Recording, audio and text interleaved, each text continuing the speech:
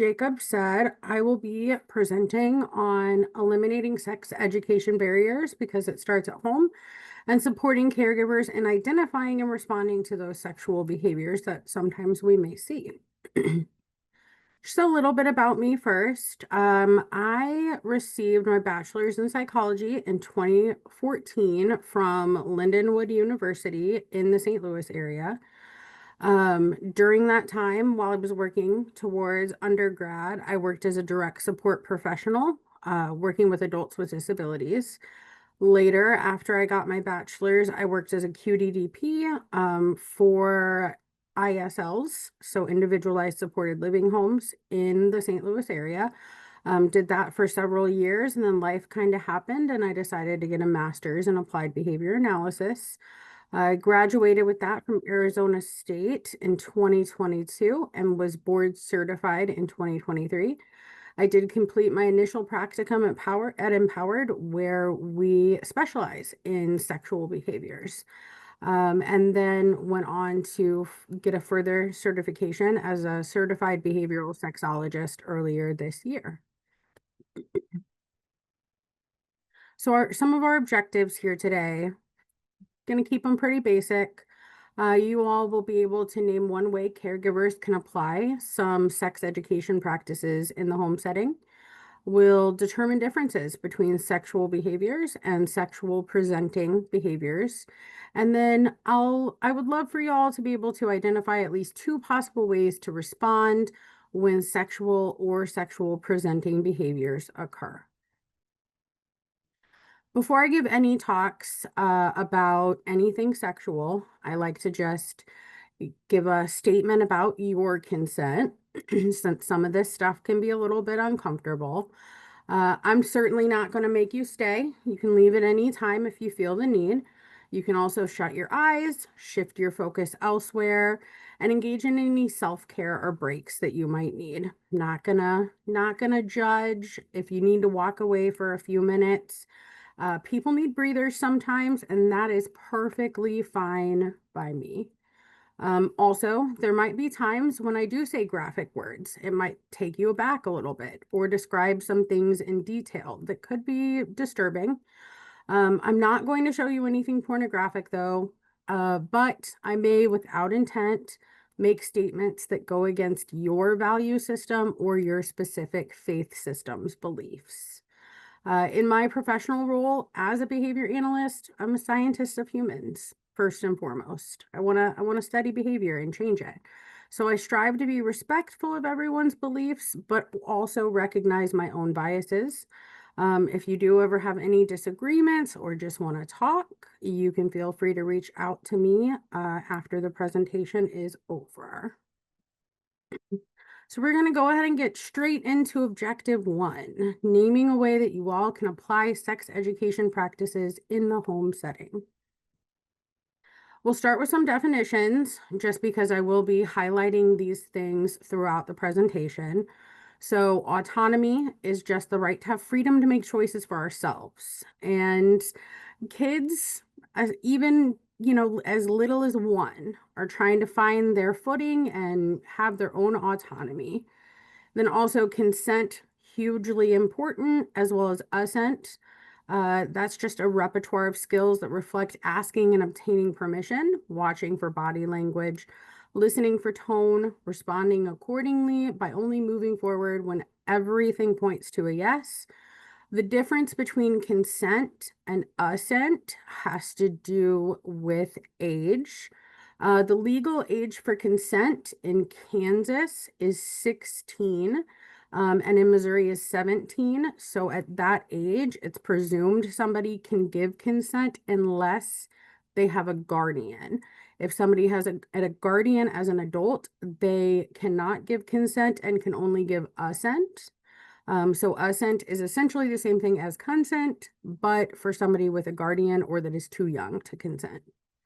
And then I will be highlighting infantilization, which is the process of treating someone significantly older, often an adult or an older teen, as if they are much younger than their actual age, thereby denying them the respect, responsibilities, and autonomy appropriate for their stage in life. We see this a lot with sexual behaviors within the disabled population. Then I will also highlight some things about normativity and heteronormativity. So normativity is just that cyclical and repetitive process by which that dominant population asserts itself as normal and attempts to kind of make everybody fit into the mold through systemic assimilation. Heteronormativity, same principle, only it's the application of it towards gender and sexual orientations. So kind of assumption that cisgender heterosexual is what is normal, not just normed. It also feeds gender stereotypes, such as expectations of sex drive. And just in case anybody doesn't know, cisgender simply means that you identify as your assigned sex. So you were assigned female when you were born, you identify as a woman, that makes you cisgender. All right. Some considerations for sexuality, sex ed, sexual behaviors. We want to work to normalize open communication by using some common terms and abstaining from infantilization. Want to give age-appropriate talks and use the correct terminology so it's crystal clear what you are talking about. We also want to make sure we're treating people with respect and maintaining the dignity of folks at all times, even our kids. And that includes respecting their right to self-expression, so long as they're not objectively causing harm. Giving our kids the right to express themselves is a huge deal. They're going to respect us even more if we're letting them express themselves the way they want to do it. All right, sex education. Ooh, what just happened? Sorry about that, guys.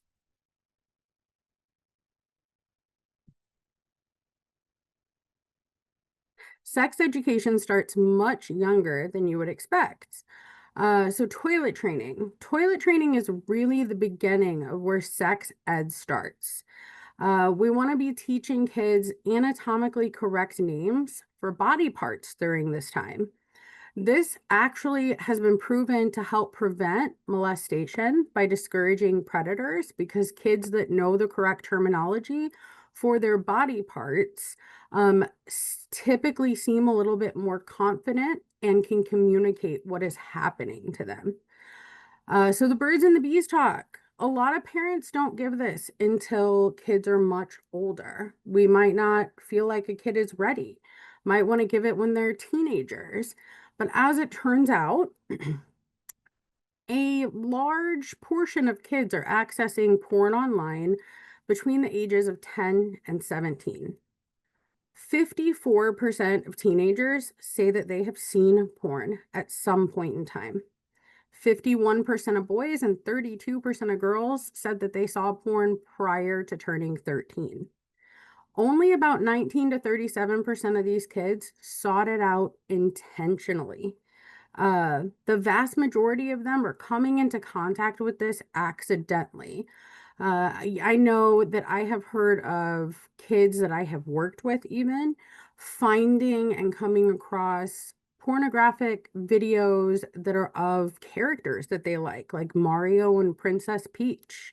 So opening the floor by having some of these talks much younger than you would even think is necessary can help make the internet a lot less confusing for kids if they do accidentally come into contact with this material. Learning about sex from porn can lead to problem behaviors. Just think about it. As an adult, if you've seen porn, you know that there's often no consent given. You don't see that enthusiastic consent that we really want everyone to obtain. Also, learning from porn can lead to self-esteem issues. We see a lot of unrealistic bodies when it comes to pornography. A lot of larger than average penises, hairless bodies, and augmentations that just aren't natural. So to help empower our kids, we want to inform them of what is real before they see something unrealistic. It can help to prevent a lot of issues. So where to start? Where to start when it comes to sex ed?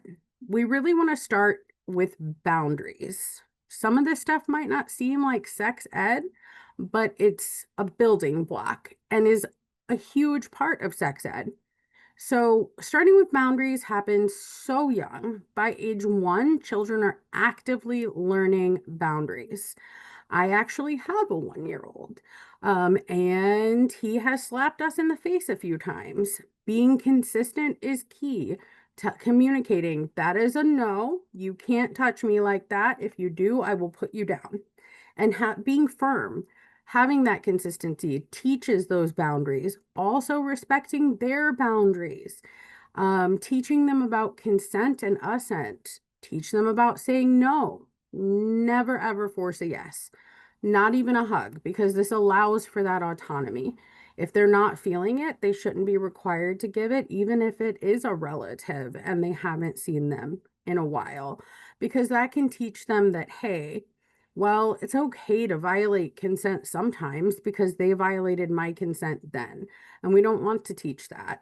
So most people don't think about that, but it accidentally happens and creates a bad frame for them for the future. Also, teaching them to respect the no's of others at all times and making sure that they ask permission always for any type of touch. Because consent isn't only about sex, it's for every touch, for hugs, for holding hands, all of it. And boundaries and consent kind of go together. Also, public and private. This is a hugely important factor. We want to teach about, what behaviors are okay in each space. Where can you take your clothes off to get dressed for the day? Where are you allowed to hold hands with somebody? Where are you allowed to kiss somebody? And then what spaces are considered public? A general definition of public that I like to use is it is any space, anywhere that another person could walk in at any time. So your bedroom is a private place because not anybody's walking in, especially if you close the blinds, you lock the door, you're good. Any other space typically is public, even in the house. So specifically teaching them about what could result in legal trouble in the future. I'm not sure if you all know this, but something as simple as a guy peeing outside can end up resulting in them becoming a sex offender if they're caught, because if a child sees them, that's a sexual offense. Also want to highlight, if your child or someone you're caring for comes out to you, we want to make sure that we thank them for trusting us enough to share and then affirm their pronouns, affirm where they are. Thank you for telling me this. I really appreciate it. I will call you fill in the blank now. If they want to share, I have a client here, but not client. If a kid or someone you're living with, caring for, wants to share with extended family, we want to make sure that we help them prepare for the positive and negative outcomes, or if they want to share with people at school as well. You can also consider consultation for this. Like, I don't know what to do. Can you guys help me? Help them. We also want to be aware of the realities of non-heteronormativity. So your behavior as a caregiver toward an individual that comes out can push them toward or prevent suicide. And I know that we're working with a lot of neurodiverse people in my line of work. So I just wanted to highlight that autistic individuals are much more likely than their neurotypical peers to identify as LGBTQIA. Estimates range from about 42% to 69% of autistic people identify as falling somewhere in that LGBTQ spectrum umbrella. And for the general population, it's closer to 4.5%. So that's a huge difference. Mentally prepare yourself for that if you've got an autistic person that you're caring for, because studies suggest that more of them may identify as somewhere on the LGBTQ spectrum than don't. We also want to be mindful of the fact that if we intervene in a way that is indicative of heteronormative behaviors being better or right compared to a queer behavior, unless it's illegal, you could do more harm than good. Heteronormative beliefs aren't rooted in universally accepted science, and heteronormative behaviors may not be best fit for a person, even if you want it to be. Fun fact for everyone, homosexuality is naturally occurring throughout the animal kingdom in thousands of species, everything from giraffes to dolphins. Now, this doesn't mean that we can't teach a person to do something heteronormative. Rather, it just means that we should only do that if that's what is indicated that they would prefer, if they want to learn it that way. The same goes for anything non-heteronormative. It's a hard pill to swallow, but our children's value systems might not always be the same as our value system. How to handle questions about sexuality, sex ed, and otherwise. If you don't know what to do or you don't have the answers, it's okay to tell them you don't know, that you value them, and you're going to try to find out. Recognizing our limits and avoiding moving forward without knowing. Want to make sure that we're well informed. As caregivers, we all want to help. Having a good support system can make all the difference for kids and teenagers. Something as simple as respecting pronouns can make a world of difference. And remember that this stuff is actually common, so resources do exist. You can get help. For instance, if a kiddo that you care for is engaging in like inappropriate self-touch or solo sex, or they're starting to go through puberty, there's a really good line of illustrative books by the author Kate E. Reynolds. They're the Tom and Ellie books. They go over puberty in the form of what's happening to Tom or what's happening to Ellie. And it's written in such a way that it helps kids with autism understand what's happening to their body and the changes that they're going through. And it also talks about what they like and sexuality, and them discovering their bodies in such a way that is age appropriate and normal. All right. We're going to get a little bit into objective 2 now, determining the difference between sexual behaviors and sexual presenting behaviors. So, sexual versus sexual presenting behaviors. What do I mean here? Sexual behaviors are any behavior that is inappropriate and sexual in nature. Some of those might include public solo sex, which just means public masturbation, inappropriate touch of another person, consent violation, public pornography use. With kids, even seeking out porn in general could be a sexual behavior, and rectal digging. And those are just some examples. There are many, many more. Sexual presenting behaviors are any behavior that is inappropriate and sexual in nature, but has an underlying cause that is typically medical.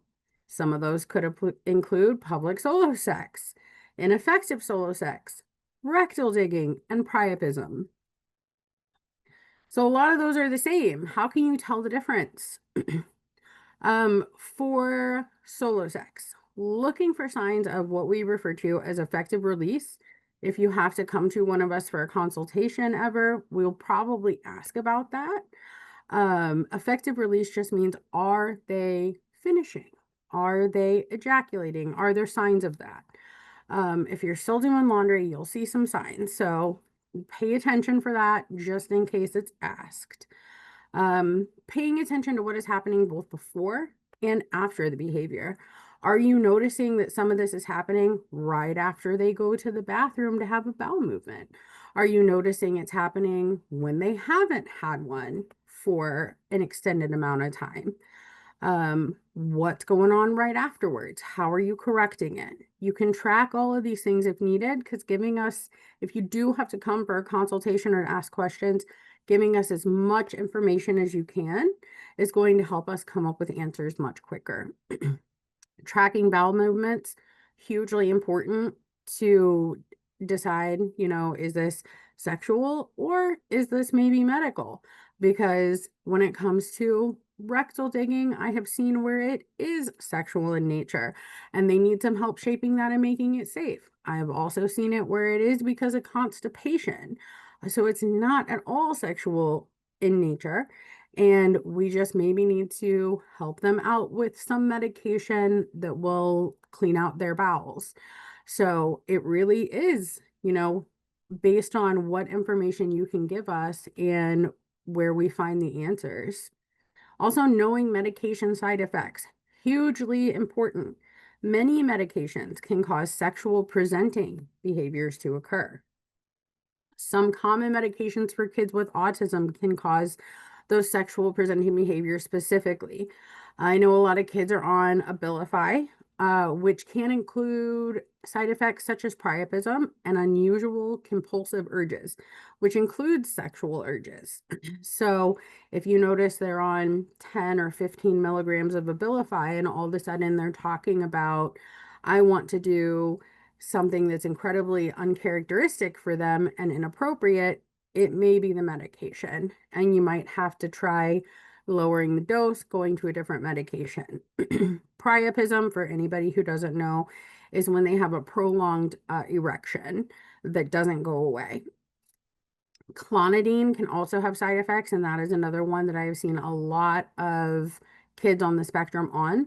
It can include a decrease or loss of sexual abilities. So if you see like a teenager that's been trying to engage in solo sex and can't anymore, that might cause severe frustration, which could then cause things like public solo sex where they're just trying to find that release.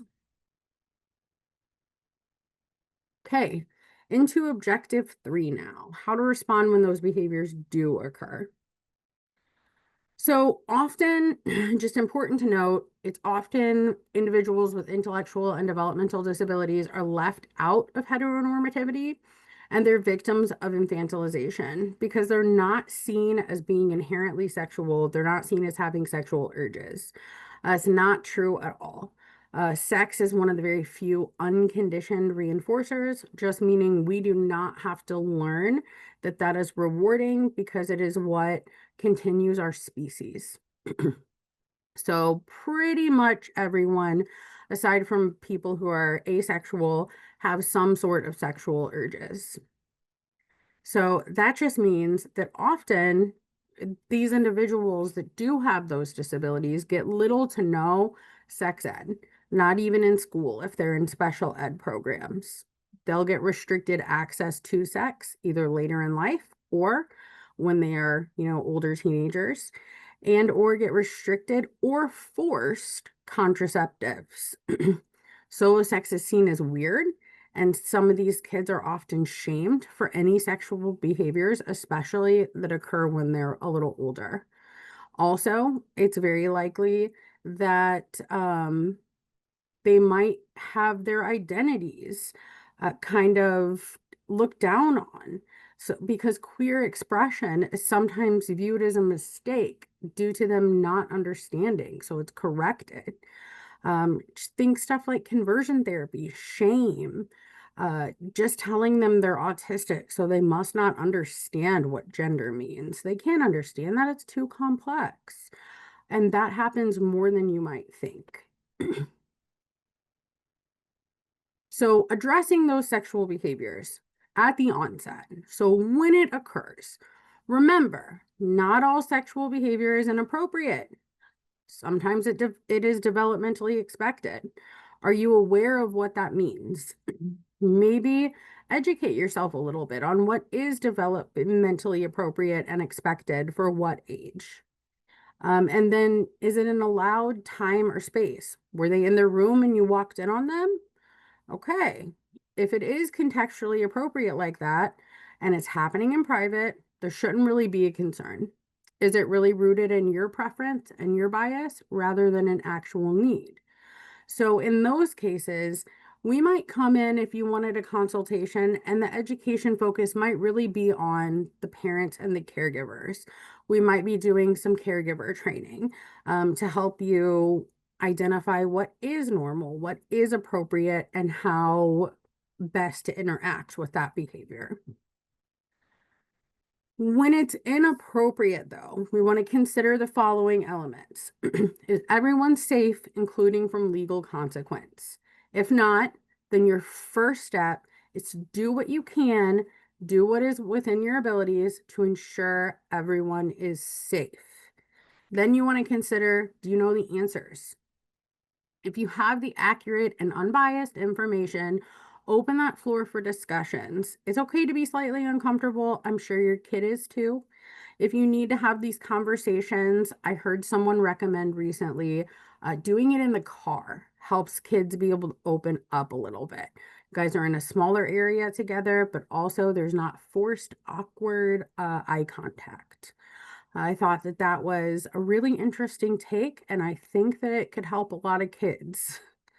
And then also consider, what are your available resources? Is there time for you to train? Is there time for you to order a book from the author I mentioned earlier? Is there time for you to reach out to a consultant for help? If it's non-emergent, you don't need to make everybody safe right away. Maybe try finding some resources to help support you through this. So as a caregiver, you can easily address these things if you are working on facts alone. Try to work on as much fact as possible.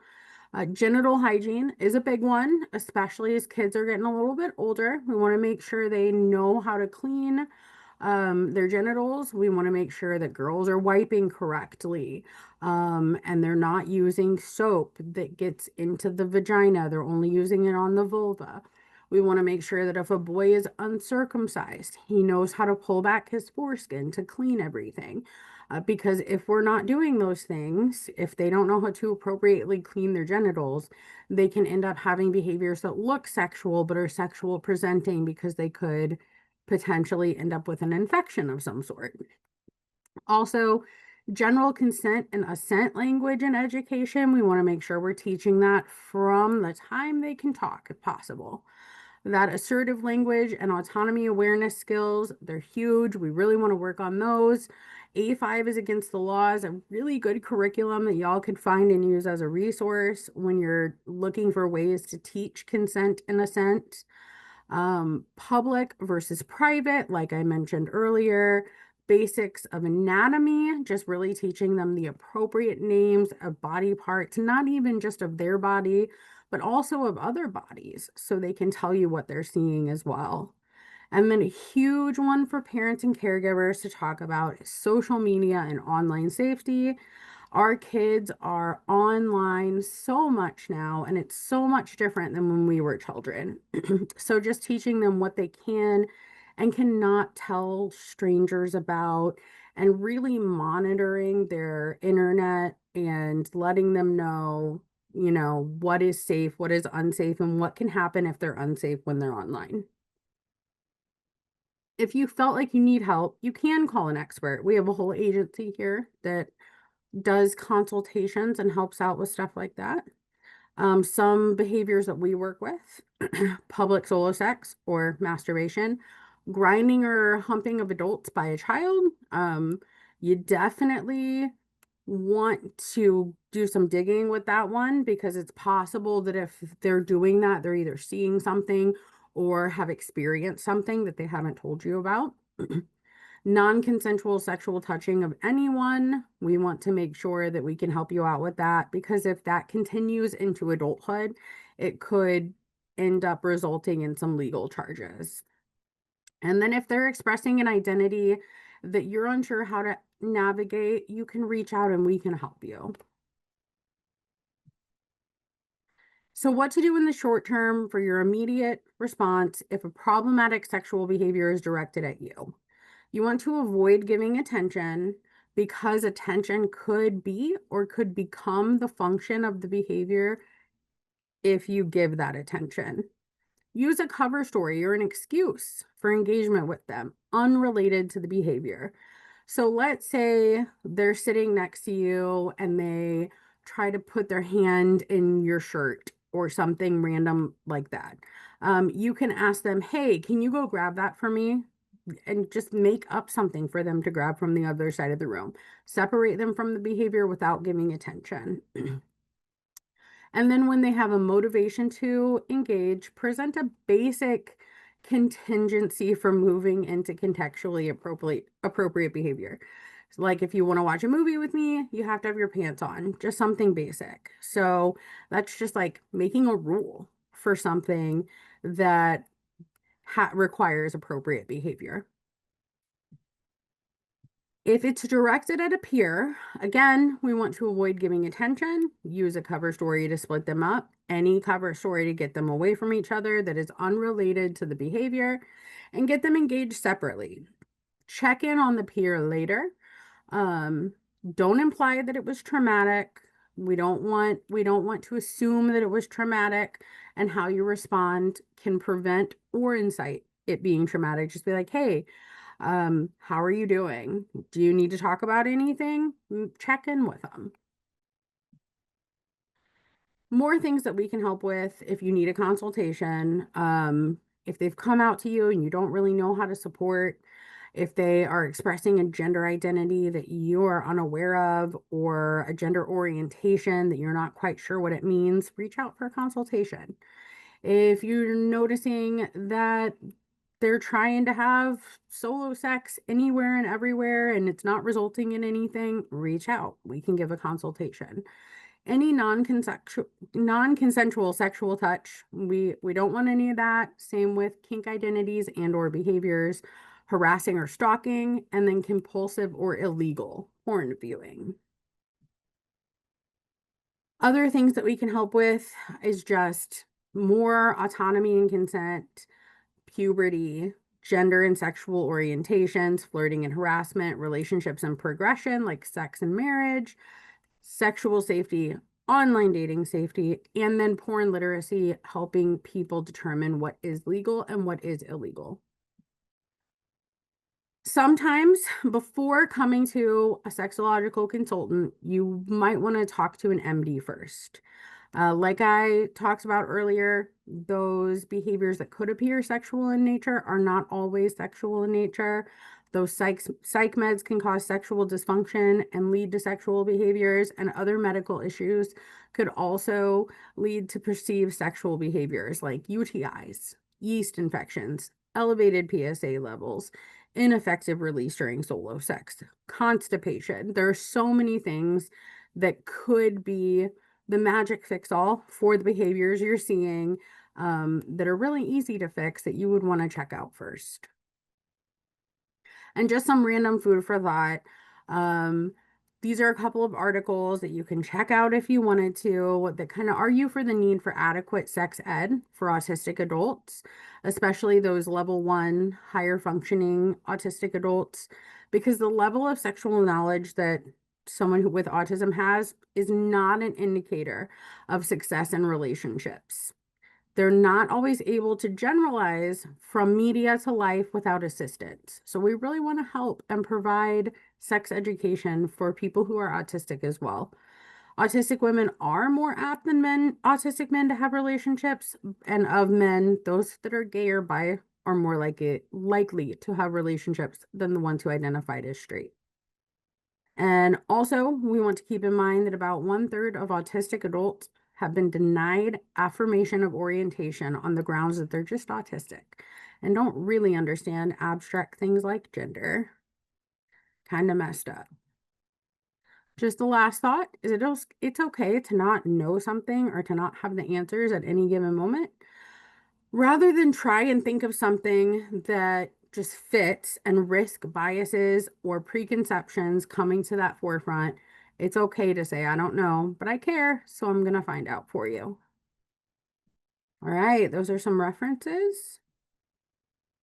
And now, do we have questions?